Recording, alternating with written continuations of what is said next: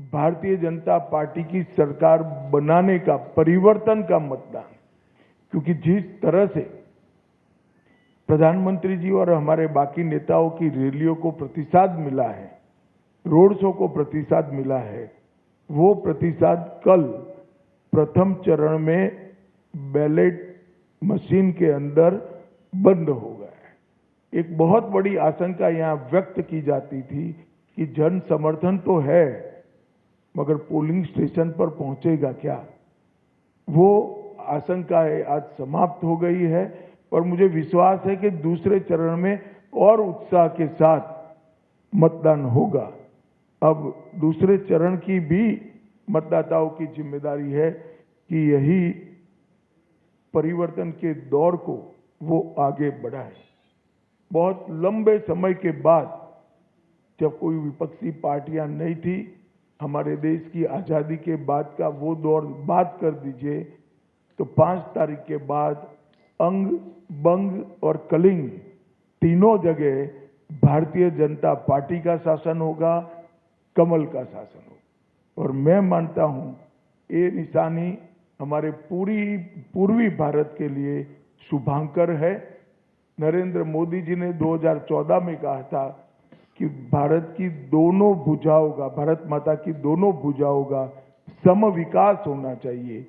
पश्चिम के क्षेत्रों में विकास काफी अच्छा हुआ है, कोई न कोई कारण से पूर्व के क्षेत्र पिछड़े हुए हैं।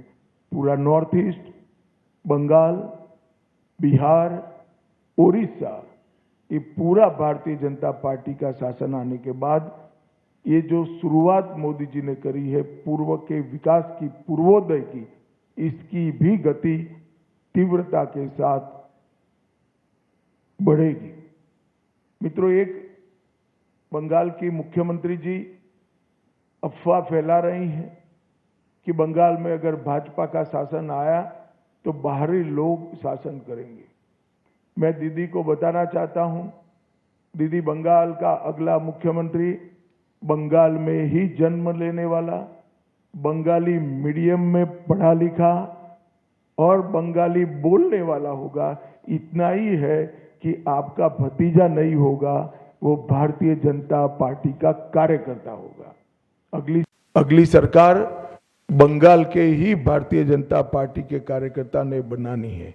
भाइयों बहनों, भारतीय जनता पार्टी की सरकार बंगाल में बनने के बहुत बड़े मायने, हमारी सबसे पहली प्रायोरिटी होगी कि बंगाल की महिलाओं को हम सुरक्षा प्रदान करें, उनको भय से मुक्त करें। जिस राज्य की महिला मुख्यमंत्री ये कहती हो कि 7 बजे के बाद महिलाओं को घर से निकलने की जरूरत क्या है, मैं मानता हूं उनको शासन करने का कोई अधिकार नहीं। मैं आज बंगाल की माताओं बहनों को आश्वस्त करना चाहता हूं कि 5 तारीख को भारतीय जनता पार्टी की सरकार बनने के बाद रात को 1 बजे भी छोटी सी बच्ची, किशोरी स्कूटी लेकर निकलेगी, कोई गुंडा उसके सामने आंख उठाकर नहीं देख पाएगा। और ये प्रतीकात्मक रूप से हमने आरजी कर की पीड़िता की माताजी को और संदेश खाली की पीड़िता को भी हमने प्रत्याशी बनाया।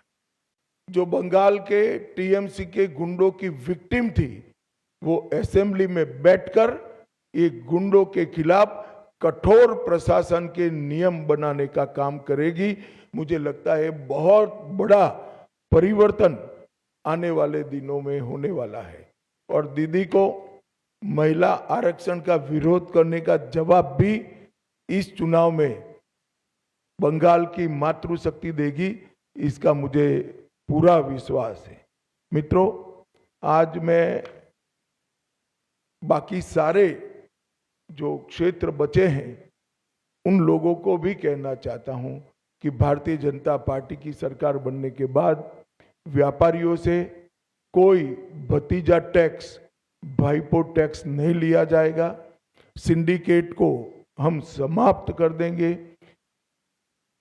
जो प्रशासन का राजनीतिकरण हुआ है और राजनीति का क्रिमिनलाइजेशन हुआ है, वो एक प्रकार से नासूर बना हुआ है, उसको भी हम बंगाल की जनता को ये नासूर से मुक्त कराएंगे। बंगाल के अंदर आधुनिक खेती के लिए कोई संगठित प्रयास विगत 50 साल से नहीं हुआ है।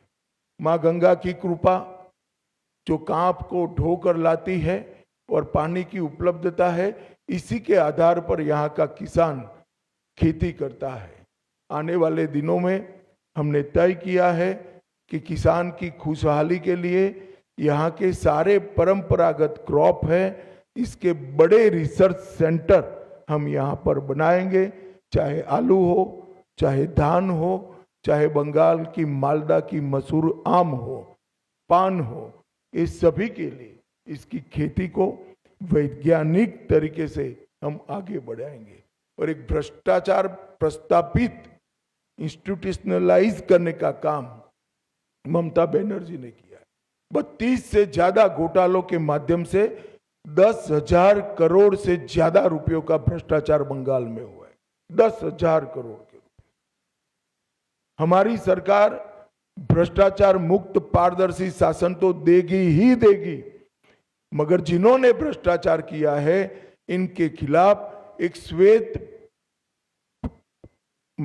व्हाइट पेपर जारी कर सारे भ्रष्टाचार के आरोपों की सुप्रीम कोर्ट के रिटायर्ड जज से जांच कराकर भ्रष्टाचारियों को कड़ी से कड़ी सजा दिलाने का काम करेंगे, जिससे आने वाले अनेक सालों तक यहां पर कोई भ्रष्टाचार की करने की हिम्मत न कर पाए। मित्रों, हमने अपील की है कि आप परिवर्तन करिए। बंगाल के मतदाताओं को अपील की है। परिवर्तन का मतलब एमएलए बदलना नहीं है। परिवर्तन का मतलब सरकार चलाने वाली पार्टी बदलना नहीं है। परिवर्तन का मतलब मुख्यमंत्री बनाना नहीं। परिवर्तन का मतलब है घुसपैठ मुक्त बंगाल बनाना, घुसपैठ न हो ऐसी सीमाएं बनाना, भ्रष्टाचार से मुक्त प्रशासन देना, तुष्टीकरण की राजनीति से बंगाल को पूर्णतया मुक्त कर देना, रंगदारी और सिंडिकेट राज समाप्त करना, विकास की तेज रफ्तार, उद्योगों के लिए लाल जाजम बिछाकर उनका स्वागत और इसके माध्यम से युवाओं के लिए रोजगारी को आगे बढ़ाना, आधुनिक इंफ्रास्ट्रक्चर और इन्वेस्टमेंट दोनों के लिए short term long term policy बनाना और संसाधन जुटाकर इसको जमीन पर उतारना, कानून का राज प्रस्तापित करना, कैडर के राज से बंगाल की जनता को मुक्त करना और प्रशासन पर राजनीतिक दबाव मुक्त कर देना। मित्रों, हजारों हेक्टर भूमि अनधिकृत एंक्रोचमेंट में है। हम आसाम की तर्ज पर बंगाल में भी अनधिकृत एंक्रोचमेंट पर बहुत बड़ा ड्राइव चलाकर ये जमीन को बंगाल के विकास के लिए हम मुक्त कराने का काम करेंगे।